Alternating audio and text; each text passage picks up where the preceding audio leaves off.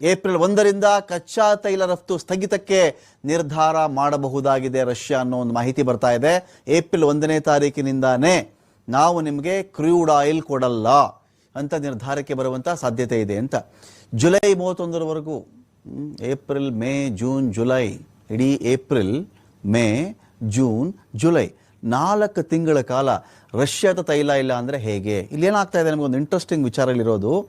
ಇದು ಆಸಕ್ತಿ ಅಂದರೆ ಎಷ್ಟು ಆಘಾತಕಾರಿ ವಿಚಾರ ಇಲ್ಲಿದೆ ಅಂತ ಹೇಳಿದ್ರೆ ನೋಡಿ, ಹೊರ್ಮುಝಲ್ಲಿ ಒಂದು 2,000 ಹಡಗುಗಳು ನಿಂತಲ್ಲೇ ನಿಂತಿವೆ, 1 ಇಂಚು ಕದಲ್ತಾ ಇಲ್ಲ. ಚೈನಾ ಹಡಗು ಸ್ವಲ್ಪ ಬರಬಹುದು, ಭಾರತಕ್ಕೆ ಒಂದಷ್ಟು ಹಡಗನ್ನು ಬಿಡಬಹುದು. ಅವರೇನು ಒಟ್ಟೊಟ್ಟಿಗೆ ಭಾರತದ ಎಲ್ಲ ಹಡಗನ್ನು ಕೂಡ ಕ್ಲಿಯರ್ ಮಾಡ್ತಾ ಇಲ್ಲ ಅವರು. ಒಟ್ಟಿಗೆ ಅವರೆಲ್ಲ ಹಡಗನ್ನು ಒಂದು ಕಡೆ ಕ್ಲಿಯರ್ ಮಾಡ್ತಾ ಇಲ್ಲ ಅವರು.